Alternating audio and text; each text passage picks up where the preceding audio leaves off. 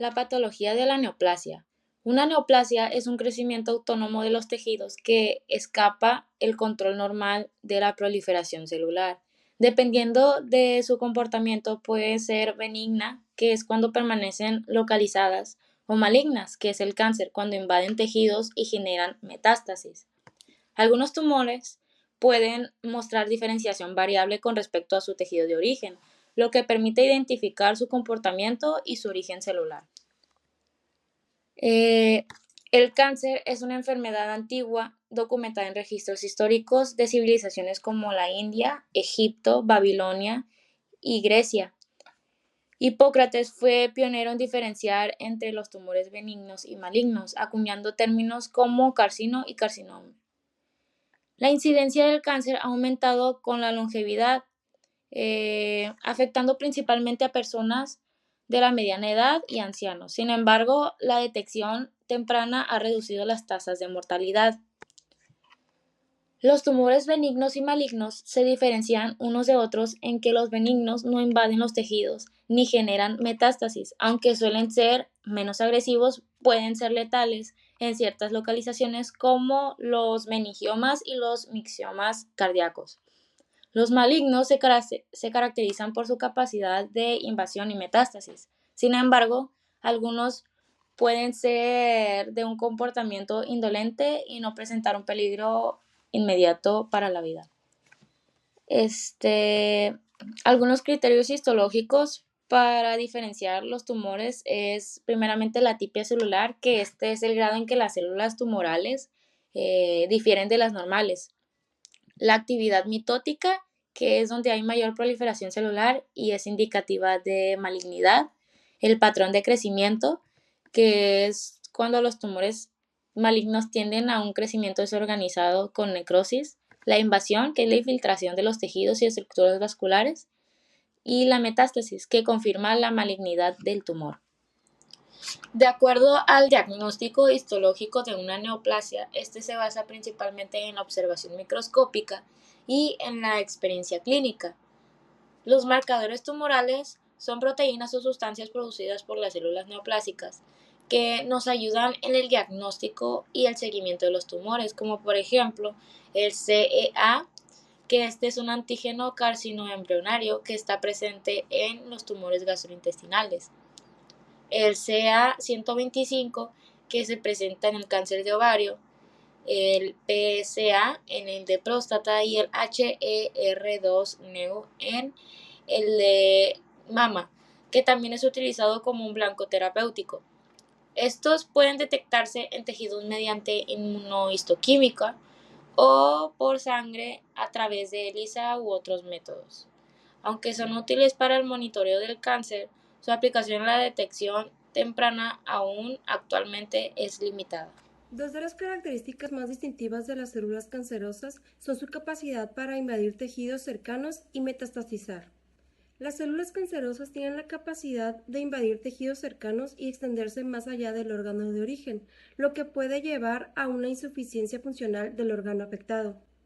En cambio, la metástasis es la diseminación de células cancerosas a áreas distantes no contiguas, principalmente a través de los vasos sanguíneos y linfáticos. Es la causa más común de muerte por cáncer y la metástasis puede ocurrir a través de diferentes vías.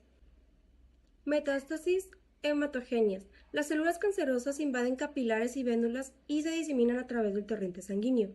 Metástasis linfática.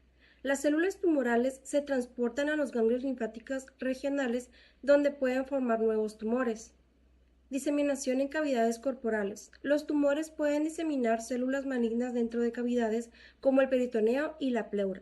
Y tropismos orgánicos. Algunos cánceres tienen preferencia por metastasizar en órganos específicos como el hueso en el caso del cáncer de mama, de próstata y de tiroides. Para predecir el comportamiento de un tumor maligno y guiar el tratamiento, los cánceres se clasifican mediante la estadificación y la gradación. La estadificación describe la extensión de la diseminación del cáncer y es crucial para determinar el tratamiento y predecir el pronóstico. Se utiliza el sistema TNM, que considera el tamaño del tumor, la afectación de los nódulos linfáticos y la presencia de la metástasis distante. La gradación, por otro lado, refleja el grado de diferenciación de las células tumorales. Los tumores bien diferenciados son de bajo grado, mientras que los poco diferenciados son de alto grado. La gradación se basa en el grado de anaplasia y el número de células en proliferación. El cáncer se origina por la acumulación de mutaciones en el ADN que permiten a las células escapar del control normal del crecimiento. El control del ciclo celular es crucial para prevenir el crecimiento tumoral.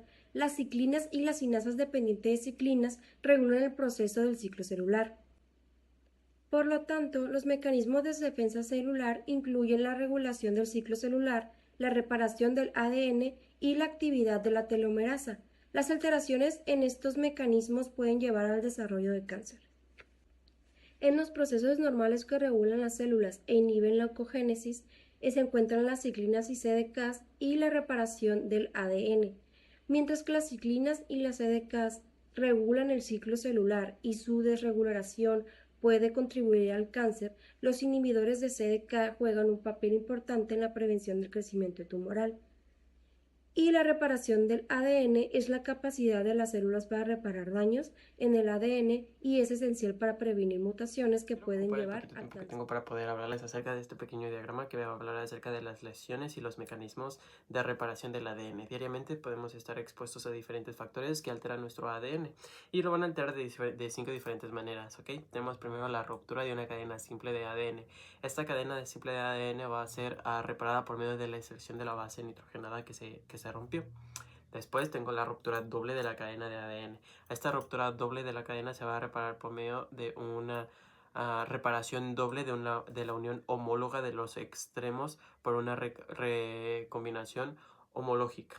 Esto me va a crear que pueda tener tumores en 3 diferentes lugares, que es el páncreas, en la mama y en el ovario. Tengo también el mecanismo de adhesión o de adhesión se va a reparar por medio de la exerción de ácidos nucleótidos que están de más y me va a generar escleroderma pigmentada. Por último, son 2 más, que es la inserción de la deleción de la base o una base nitrogenada mal emparejada. Esto se va a hacer por medio de una reparación y una recombinación y un emparejamiento correcto de las bases nitrogenadas.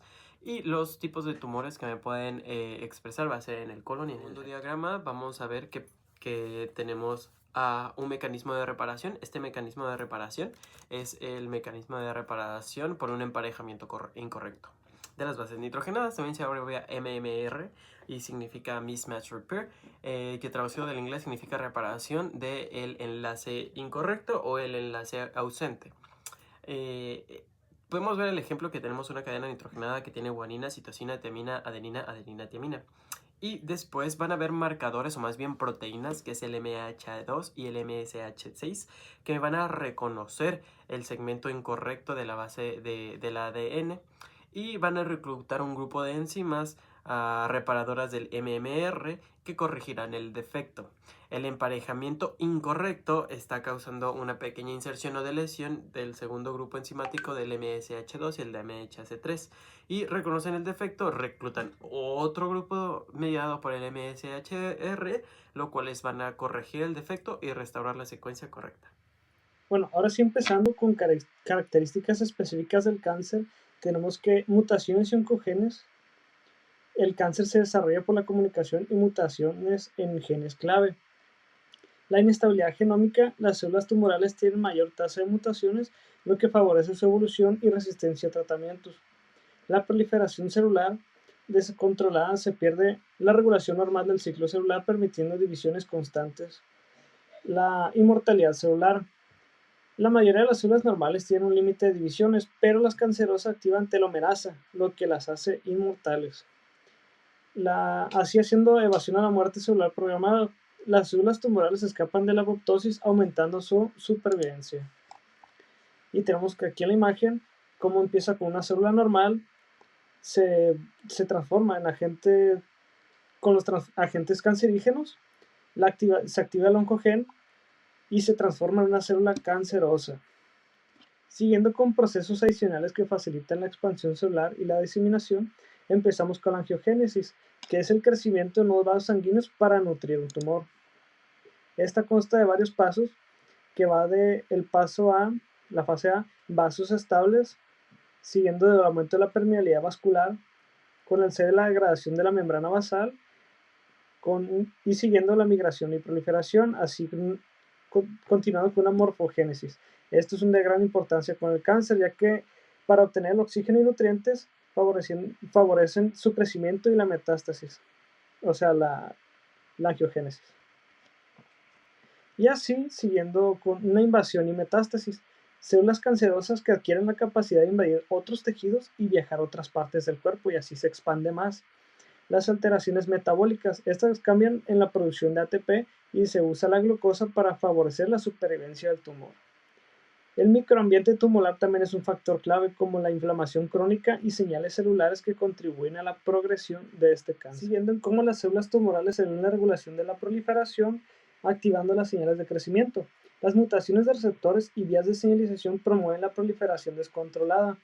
La resistencia a señales inhibitorias, que las células cancerosas evitan mecanismos que normalmente detendrían su división.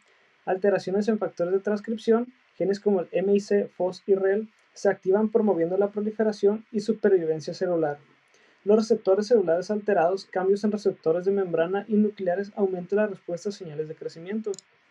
Y en la imagen tenemos cómo es que las señales externas pueden transformar una célula, un proceso clave en el cáncer. Los ligandos se unen a receptores en las membranas celular, activando vías de señalización. Estas pueden incluir receptores con actividad enzimática acoplados a proteínas G o intracelulares, que la señal transmite a través de proteínas intermedias hasta el núcleo, donde activa los factores de transcripción que regulan el crecimiento y división celular. La senescencia celular ayuda a prevenir el cáncer. La senescencia es un proceso que mantiene la viabilidad celular cuando una célula no puede contribuir más en la homeostasis mediante la división celular. Las células senescentes dejan de crecer y permanecen viables, pero son incapaces de proliferar. También existen mediadores de senescencia celular. Es claro que un mecanismo que limite el número de mitosis a que puede someterse una célula debe estar neutralizado para que las células malignas se permitan proliferar sin límites.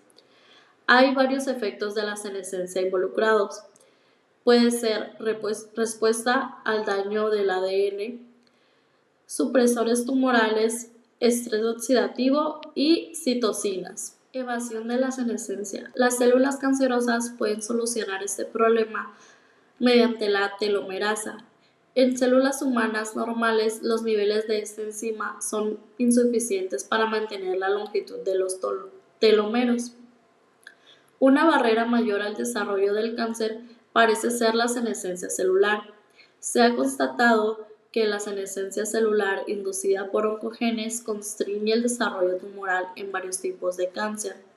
De manera consistente con este papel de la senescencia celular, la activación de la oncogenes estimula supresores tumorales tales como la P53 y la muerte celular provocada previene la oncogénesis.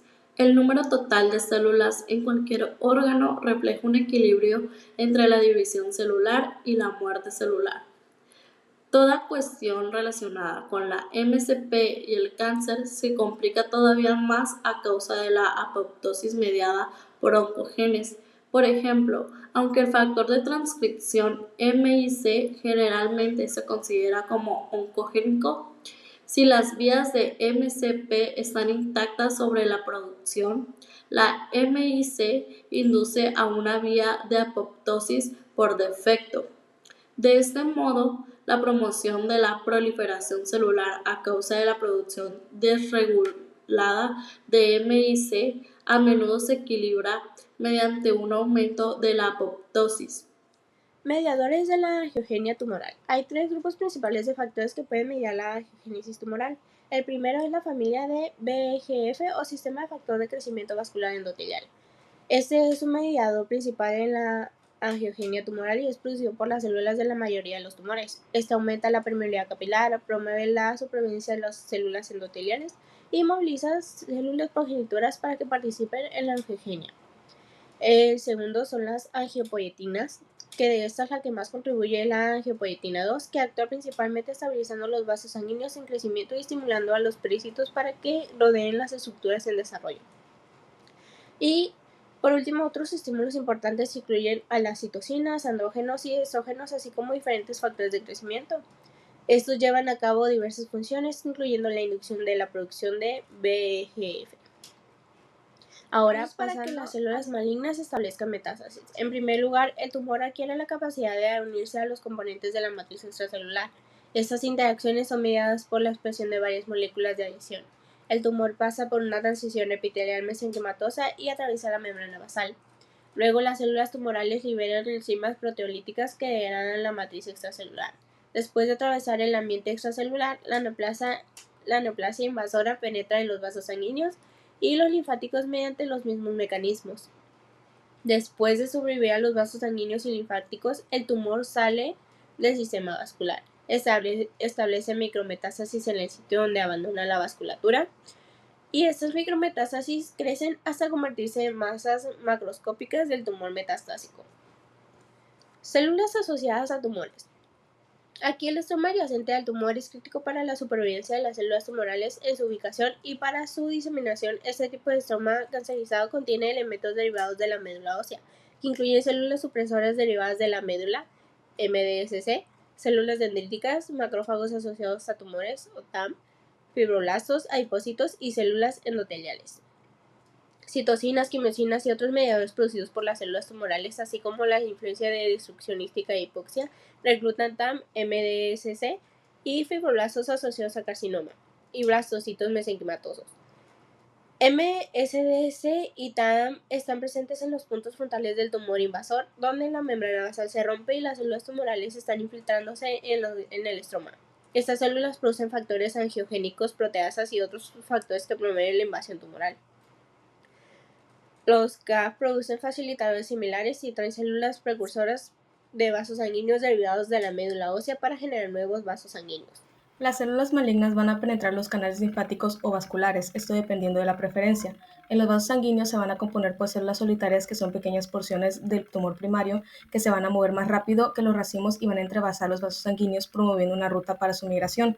En los nódulos linfáticos van a ser colecciones compactas que suelen quedarse ahí. Una vez en la circulación, las células tumorales tienen dos tareas principales, las cuales son sobrevivir y encontrar un nuevo lugar. Sin embargo, no pueden durar demasiado tiempo en la circulación debido a su gran tamaño, y para encontrar un nuevo lugar, por lo general el tumor tiene lugares específicos que es donde se desarrollan mecanismos para que haya una preparación del terreno, así como evitan la inoquis activando al TKRB. Mientras circulan, las células tumorales se asocian con diversos componentes formados en la sangre, como incluyen los neutrófilos, las células inmunitarias y las plaquetas. Las células tumorales van a producir un factor que activa las plaquetas mediante la producción de trombina e incluye fibrina y el factor de von Willebrand.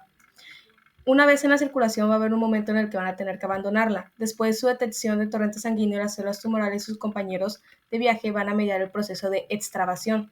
Esta va a ser específica de cada órgano y más compleja que la intravasación. Va a estar mediada por proteínas que aumentan la permeabilidad vascular, como la es la angiopoyetina tipo 4, que es una citocina que disuelve las uniones estrechas de células endotenales.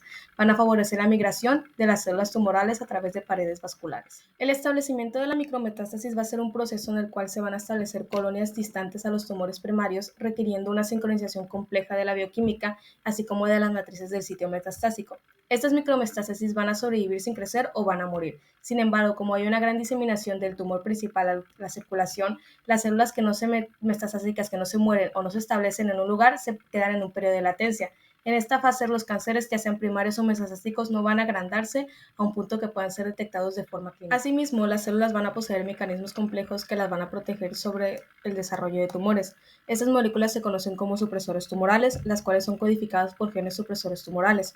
Va a haber diferentes tipos con diferentes objetivos, funciones y mecanismos. Incluso se pueden desarrollar más de una de estas tareas. Algunas de estas van a encontrar la evasión de la apoptosis, de la proliferación ilimitada y de la invasión, así como otras funciones. Una de las funciones de los supresores tumorales va a ser regular la proliferación celular. Las interacciones entre moléculas extracelulares y sus receptores de membrana van a detonar señales que activan vías como la producción de fosfatirinositol 3,4,5-trisfosfato o PIP3, que conduce a la división celular. La proteína supresora de tumores, conocida como PTEN, va a desfosforilar al PIP3 e impedir la activación celular. Otro supresor tumoral conocido como P53 va a ser un mediador principal en la detonación del crecimiento, la senescencia y la apoptosis. En respuesta a un daño al ADN, la activación oncogénica de otras proteínas y así como otros estreses, los niveles del P53 van a elevar. Esto va a evitar que las células entren a lo que es la fase S del ciclo celular, dándole tiempo al ADN para que se pueda reparar. Sin embargo, si no es posible esta reparación, entonces el P53 puede desencadenar la muerte celular mediante diferentes mecanismos por medio de las caspasas 3, 6 y 7. Inhibidores de angiogenia tumoral que limitan el crecimiento tumoral. Hay muchos supresores endógenos potentes relacionados con el crecimiento de vasos sanguíneos, relacionados con tumores, que estos son VHL, Notch, MEK y otros inhibidores de la angiogenia, P53 y sí. Los mecanismos que influyen en la efectividad de los supresores tumorales son la pérdida de la heterozigosidad, mutación espontánea, mutaciones negativas dominantes, translocaciones al sitio frágiles, niveles o actividades de las proteínas supresoras tumorales alteradas, bloqueo funcional por otras proteínas relacionadas, cambios epigenéticos que alteran la expresión o función de los supresores tumorales. En el P53, las mutaciones puntuales adquiridas y mutaciones dominantes negativas son que el gen TP53 se localizan en el brazo corto del cromosoma 17 y su producto proteico P53 está presente en prácticamente todos los tejidos normales. Los mecanismos adicionales en la inactivación de P53, algunos tipos de cáncer en los cuales los dos alelos de P53 tienen estructuras normales pueden sobreexpresar MDM2 y por consiguiente aumentar la degradación de P53. Bueno, yo les hablaré sobre las alteraciones en los niveles y funciones del PTEN. Este es un gen que va a regular distintos niveles. En primera tenemos la regulación transcripcional, que estos son factores epigenéticos como es la metilación del ADN y modificaciones de histonia. Puede reducir su transcripción. En segunda está la regulación posttranscripcional, que este microARN se va a unir a la región 3' no traducida del ARN mensajero de este gen, provocando una degradación o inhibiendo su traducción. El pseudogen PTENP1 actúa como un señuelo al captar miARN, que de otro modo inhibirá este gen y su pérdida en ciertos cánceres pues va a reducir la expresión del PTE. Como tercer paso tenemos la regulación posttraduccional, que este se va a dividir en 4 pasos, que va a ser la inactivación por acetilación u oxidación, la degradación, localización subcelular y la reactivación. Estos mecanismos son claves en la regulación del PTEN, cuya pérdida contribuyen al desarrollo de lo que vendría siendo el cáncer. Tenemos los efectos de las formas alternativas o aberrantes de los supresores tumorales. El corte y el empalme alternativo pues va a permitir generar múltiples proteínas a partir de un mismo gen al combinar exones de distintas maneras. El primer proceso básico pues va a ser que estos se van a eliminar los intrones y los exones se unen para formar un ARN mensajero que será traducido en los ribosomas. Como segundo tenemos el empalme alternativo, que son diferentes combinaciones de exones que generan ARN mensajeros distintos, lo que puede producir proteínas con funciones variables o incluso aberrantes. Como tercer tenemos promotores alternativos, que esta es la transcripción que puede iniciarse en distintos sitios del ADN, dando un lugar a variantes proteicas con estructuras y funciones distintas. Generación y acciones del microARN. Los microARN pueden ser codificados en cualquier lugar en el genoma: ADN intergénico, intrones, extrones, regiones no traducidas, etc. Son usualmente transcritas por polimerasas 2 de ARN, de la misma enzima que transcribe genes de proteína codificada. Los transcritos que eventualmente se convierten en microARN suelen ser largos, mayores a 1 kilobyte. Estos son procesados en los precursores de microARN de más o menos 70 bases de largo, los cuales son exportados al citosol. Los microARN pueden inhibir proteínas supresoras del tumor o pueden actuar ellas mismas como supresores tumores. En este último caso pueden cumplir diversas funciones, incluyendo la focalización directa de la transcripción de los oncogenes. En algunos casos, una especie de microARN o conjunto de especies relacionadas pueden promover el desarrollo de tumores en ciertos tejidos mientras suprimen en otros lados. El conjunto de microARN homólogos, denominados micro R-17-92, aumenta en ciertos cánceres hematológicos. La expresión de este microARN es inducida por C-MYC. Las modificaciones en las histonas alteran la capacidad de los reguladores no histónicos para alcanzar el ADN, es decir, que se altera el proceso y no se produce un ADN. Las alteraciones covalentes a las histonas incluyen la metilación, acetilación, ubiquitinación y la fosforilación. Estas se producen a través de enzimas específicas modificadoras de histonas y son reversibles. La función de las metilasas de histona puede ser revertida por desmetilasas de histonas. Los cambios covalentes en las estructuras de las histonas controlan las actividades genéticas tales como la transcripción, la reparación de ADN y la replicación, lo cual puede ser alterado una vez se alteran este tipo de histonas. El metabolismo de las células cancerosas. Las células cancerosas tienen diferentes necesidades que las células normales. Como su tasa proliferativa generalmente excede de largo la de sus relacionadas normales, deben producir los componentes estructurales de sus próximas células hijas en una tasa que sostenga su actividad mitótica. Por lo tanto, la síntesis de proteínas, lípidos y más debe acoplarse a un ritmo mucho más rápido de lo normal. Ciertos tipos de cánceres avanzan mucho más rápidos que otros y debido a esto, dependiendo del tipo y la ubicación del cáncer, ya sea benigno o maligno, es como va a proliferar esto y avanzar. Debido a esto, su ritmo será mucho más acelerado de lo que es normalmente. Al igual que un atleta ocupa una serie de distintas barras energéticas y tipos de alimentos para conseguir energía, las células tumorales también pueden generar energía a partir de múltiples fuentes de carbono. El lactato excretado vía la MTC por algunas células tumorales después de la glucólisis aerobia puede importarse por el mismo canal. Así bien, el acetato también puede ser consumido por las células tumorales, donde puede convertirse en acetil-CoA para usarlo principalmente para la síntesis de lípidos. Y como se puede ver en la imagen aquí, una molécula de glucosa puede unirse a un receptor y activando una serie de respuestas en cadena. Entre estas, la actividad de mTOR. Esta molécula aumenta la síntesis de lípidos. También a su vez aumenta la actividad de los transportadores de membrana celular, de manera que los aminoácidos aumentados estén disponibles siempre para soportar las necesidades proteocinéticas aumentadas de las células cancerígenas. Por eso, a pesar de tener una necesidad muy grande de consumir alimentos por la velocidad en la que se reproducen, siempre tienen todo lo que necesitan a su disponibilidad. El cáncer en personas obesas puede estar ligado a niveles elevados de insulina, que esto aumenta la importación de la glucosa. Las oncoproteínas como CIMC, BRAF y KRAS regulan el asa de GLUT1 favoreciendo el metabolismo tumoral.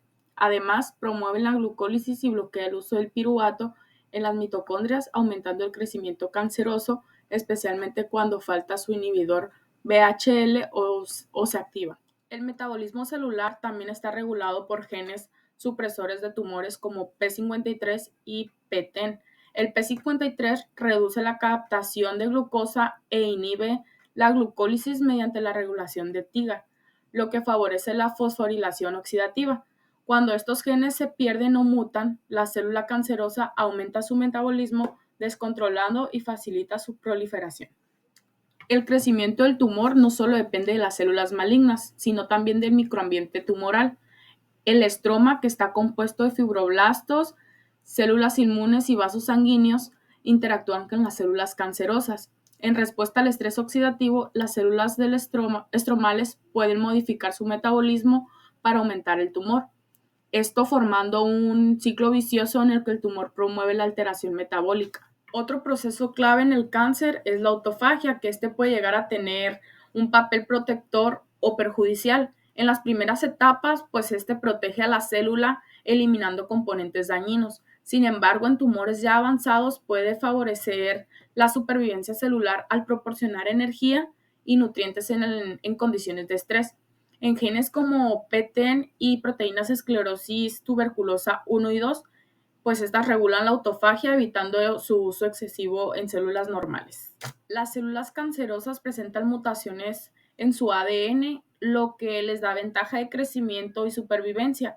Estas mutaciones pueden ser causadas por errores en la replicación, daño por genes externos o defectos en los mecanismos de replicación de ADN. Existen 3 formas principales en las que un protogen se convierte en oncogen. Las primeras es mutación puntuales, que estas son alteraciones en la secuencia de ADN, activando genes promotores del crecimiento. La segunda es sobreexpresión genética, un gen que normalmente se expresa a niveles bajos y comienza a producir proteínas en exceso. Y por último tenemos las alteraciones en la regulación, que estos son cambios en el ADN que afectan cómo y cuándo se activan estos ciertos genes. Nuestro cuerpo tiene mecanismos de reparación del ADN para corregir errores. Si estos fallan, pueden acumular mutaciones y volverse cancerosos. Un ejemplo, pues, es el síndrome de Lynch, que es causado por defectos de reparación del ADN, aumentando el riesgo en el cáncer de colon. La translocación cromosómica es la transferencia de segmentos de un cromosoma a otro, afectando la expresión de genes. Como un ejemplo tenemos la translocación 922 en la leucemia mieloide crónica, que es el cromosoma Filadelfia, generando una proteína de fusión con actividad oncogénica. Otro ejemplo son las amplificaciones, que son duplicaciones del tamaño de regiones de los cromosomas, pero sin ser parte de estos, y se manifiestan como pequeñas cadenas de ADN. Otro también son las deleciones, que al igual que las amplificaciones se encuentran en los oncogenes, solamente que estos son pues cromatina perdida en genes supresores. Las alteraciones en el número de cromosomas son la adición o pérdida de estos generalmente durante la mitosis. Estos usualmente ocurren en casi todos los tumores sólidos, aunque el contar con un cariotipo normal no niega que esto puede suceder en un futuro, como las disomías uniparietales. Claramente están los modificadores epigenéticos, que sin alterar las cadenas de ADN generan una inestabilidad genética. Realmente el papel del sistema inmune en la carcinogenia no está muy claro. Sabemos por aspecto simple que un tumor es considerado como un antígeno, por lo cual genera una respuesta inmune, que un paciente inmunodeficiente tiene mayor probabilidades de cáncer que un paciente inmunocompetente. Pero más allá de eso, no sabemos. Antes mencionado, los tumores generan una respuesta inmune, y también se ha documentado que en especial en el filtrado de células mononucleares genera un mejor pronóstico en algún tipo de estos. Por lo tanto, la inmunoterapia se ha considerado como tratamiento en este tipo de casos, aunque aún sigue siendo un terreno. Los antígenos tumorales no asociados con virus oncogénicos se pueden clasificar en antígenos específicos de tumor, que son mutaciones o alteraciones en proteínas exclusivas de tumores, y en antígenos relacionados con el tumor, que son la producción de proteínas normales en exceso o en otro contexto. Asimismo, los antígenos se pueden clasificar en oncospermatoguaniales, que se ven solo en células germinales, son cancerógenas; las de diferenciación, que se ven en células de diferenciación, son cancerógenas; las oncofetales, que son en estructuras embrionales, son cancerógenas; y sobreexpresados, que son proteínas normales. El desarrollo potencial de la inmunoterapia efectiva contra el cáncer se complica cuando los mecanismos tumorales evaden la destrucción mediada por inmunología. Por ejemplo, en esta tabla que tenemos aquí tenemos algunos ejemplos de los mismos. La mayoría de los cánceres tienen un origen monoclonal. Tenemos como ejemplo los leiomiomas, que en una célula heterocigota con la simple expresión de una sola isoenzima de las G6PD podemos generar unos cuerpos de Barr, que da como conclusión ese tipo de... Los blastocistos cancerosos son células malignas primordiales de las que surgen los tumores. Pueden ser de tipo pluripotencial a partir de la diferenciación, o de tipo multipotente de origen canceroso. Estas células al igual muestran una heterogeneidad en su apariencia y entre otros aspectos. De hecho, la explicación inicial de la heterogeneidad tumoral implica que las células tumorales acumulan progresivamente nuevas mutaciones conforme proliferan. Ahora les voy a hablar sobre la carcinogenia química, o carcinógenos químicos que suelen sufrir activación metabólica. La mayoría son mutágenos, que se lleva a cabo por un proceso de múltiples pasos, llevándolo así a la activación metabólica. Tenemos que la International Agency for Research in Cancer elaboró una lista de aproximadamente 75 agentes químicos carcinógenos. Estos pueden actuar por dos vías, ya sea la vía directa o mayormente por la activación metabólica. Vamos a tener que cada carcinógeno va a tener un propio espectro de tejido objetivo final. Estos pueden limitarse de uno u varios órganos. Uno de los ejemplos son los hidrocarburos aromáticos policíclicos. Estos tienen un amplio espectro de órganos objetivos y van a producir cáncer en el lugar de la aplicación.